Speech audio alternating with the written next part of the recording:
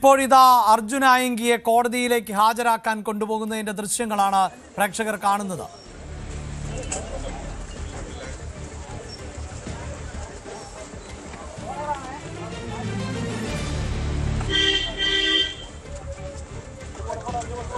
Kannur cyber crime police സ്റ്റേഷനിൽ നിന്ന് അർജുൻ ആയങ്കിയെ മജിസ്ട്രേറ്റിന്റെ വസതിയിലേക്ക് കൊണ്ടുപോയിരിക്കുന്നു. അതിന്റെ തത്സമയ ദൃശ്യങ്ങളാണ് പ്രേക്ഷകർ കണ്ടത്. കോടതി നടപടികളിലേക്കാണ് ഇനി. കോടതിയിൽ എന്താവശ്യമാണ് ഉന്നയിക്കുക പോലീസ് എന്നതാണ് വളരെ പ്രധാനപ്പെട്ടതായി മാറാൻ പോകുന്നത്. ദിവസങ്ങളോളം പോലീസിനെ വെല്ലുവിളിച്ച, ആഭ്യന്തര വകുപ്പിനെ അടക്കം വെല്ലുവിളിച്ച അർജുൻ ആയങ്കിയെ ഇപ്പോൾ കോടതിയിലേക്ക് ഹാജരാക്കാൻ കൊണ്ടുപോയിരിക്കുന്നു. കെ വി ബൈജു ആണ് ചേരുന്നത്. ബൈജു, ഉടൻ തന്നെ കോടതിയിലേക്ക് എത്തുന്നു, അതായത് മജിസ്ട്രേറ്റിന്റെ വസതിയിലേക്ക് എത്തുന്നു. ഇനി മറ്റ് നടപടിക്രമങ്ങൾ? തീർച്ചയായും അഭിലാഷായപ്പോൾ അർജുൻ ആയങ്കിയെ കണ്ണൂർ സൈബർ ക്രൈം സ്റ്റേഷനിൽ നിന്നും വസതി, അതായത് മജിസ്ട്രേറ്റിന്റെ വസതിയിലേക്ക് കൊണ്ടുപോകുന്ന ദൃശ്യങ്ങളാണ് ഈ കാണുന്നത്. കേന്ദ്ര വകുപ്പ് മന്ത്രി രമേശ് ചെന്നിത്തലയെ സമൂഹ മാധ്യമങ്ങളിലൂടെ പോസ്റ്റിട്ട് അവഹേളിച്ചു, അപമാനിച്ചു, ഭീഷണിപ്പെടുത്തി ഈ കുറ്റത്തിനെ അറസ്റ്റ് ചെയ്തിരിക്കുന്നു. ആ സംഭവവുമായി ബന്ധപ്പെട്ടാണ് ഇപ്പോൾ മജിസ്ട്രേറ്റ് മുന്നിൽ ഹാജരാക്കാൻ കൊണ്ടുപോകുന്നത്. അതോടൊപ്പം മറ്റൊരു പ്രധാനപ്പെട്ട കാര്യം, കോതമംഗലത്തു നിന്നുള്ള SHO ഇവിടെ എത്തിയിരിക്കുന്നു.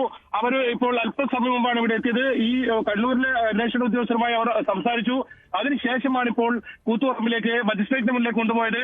അവിടത്തേക്കും ഇപ്പോൾ കോതമംഗലത്തുള്ള പോലീസും അങ്ങോട്ടേക്ക് തിരിച്ചിട്ടുണ്ട്. വലിയ പോലീസ് ബസ് ഉൾപ്പെടെ കൂടുതൽ പോലീസ് സന്നാഹം ഒരുക്കിയാണ് ഇപ്പോൾ അർജുൻ ആയങ്കിയെ കൊണ്ടുപോകുന്നത്. നമ്മൾ ആ ദൃശ്യങ്ങളിൽ കാണുന്നത് അർജുൻ ആയങ്കിയെ പോലീസ് സ്റ്റേഷനിൽ നിന്നും ഇറക്കുന്നതാണ്. അതിനുശേഷം ഇപ്പോൾ പോലീസ് വാഹനങ്ങൾ കൂത്തുപറമ്പിലേക്ക് നീങ്ങുന്നു. അവിടെ അല്പസമയത്തിനകം തന്നെ മജിസ്ട്രേറ്റ് മുന്നിൽ ഹാജരാക്കും. ഇനി ഏറ്റവും നിർണായകമാവുക കോടതിയിൽ നിന്ന് എന്ത് നടപടി വരുന്നു എന്നതാണ്.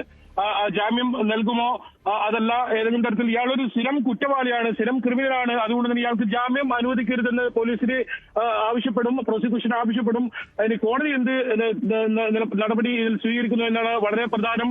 കാരണം അത്രത്തോളം ഒരു കൊടും ക്രിമിനലാണ്. നേരത്തെ നമ്മൾ റിപ്പോർട്ട് ചെയ്തതുപോലെ തന്നെ 23 കേസുകൾ, കൊലപാതകം ഉൾപ്പെടെ, അതുകൂടാതെ ഭീഷണിപ്പെടുത്തൽ സമൂഹ മാധ്യമങ്ങളിലൂടെ, അത് ഒരുപക്ഷെ ഒരുപാട് കേസുകൾ ഇയാൾ പിന്നിൽ നിന്നായിരിക്കാം ഇത്തരം സംഘങ്ങളെ, കൊട്ടേഷൻ സംഘങ്ങളെയൊക്കെ നിയന്ത്രിച്ചിരുന്നത്.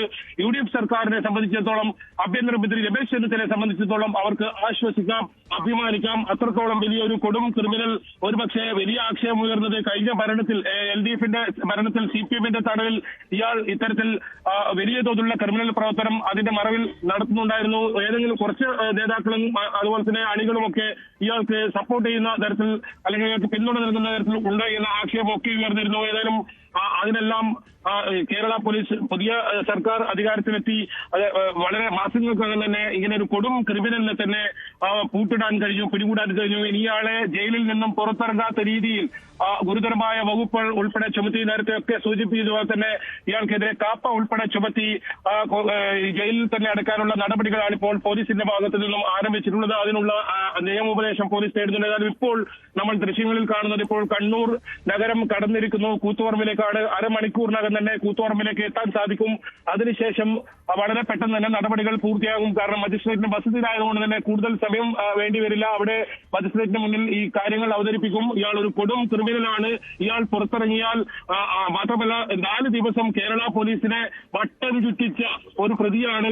മാത്രമല്ല കൊലപാതക കേസിൽ ഉൾപ്പെട്ട പ്രതിയാണ്. ഇയാൾക്ക് ജാമ്യം നൽകരുതെന്ന് പ്രോസിക്യൂഷൻ വാദിക്കും. പക്ഷേ ഈ ഒരു കേസിന്റെ ഒരു സാഹചര്യം പരിഗണിച്ചാൽ അത് എത്രത്തോളം സാധ്യതയില്ലെന്നറിയില്ല. ഏതായാലും അത് മജിസ്ട്രേറ്റിന്റെ ഭാഗത്ത് വരുന്ന തീരുമാനങ്ങളാണ്. ആ കാര്യത്തിൽ ഏതായാലും അല്പസമയത്തിനകം തന്നെ നമുക്ക് ഒരു വ്യക്തതയുണ്ടാകും. ഏതായാലും ഇപ്പോൾ എന്തായാലും മജിസ്ട്രേറ്റിന് മുന്നിൽ ഹാജരാക്കാൻ അർജുൻ ആയങ്കിയെ പോലീസ് സ്റ്റേഷനിൽ നിന്ന് കൊണ്ടുപോയിരിക്കുന്നു. ഇപ്പോൾ KV ബൈജു നൽകുന്ന വിവരമനുസരിച്ച് ഏതാണ്ട് അരമണിക്കൂർ താഴെ മാത്രമേ സമയം ആവശ്യമായി വരികയുള്ളൂ മജിസ്ട്രേറ്റിന് മുന്നിലേക്ക് എത്തിക്കുന്നതിന്.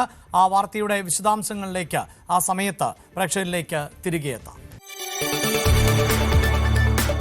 കൂടുതൽ വാർത്തകൾക്ക് News 18 Keralam YouTube channel subscribe ചെയ്യുക.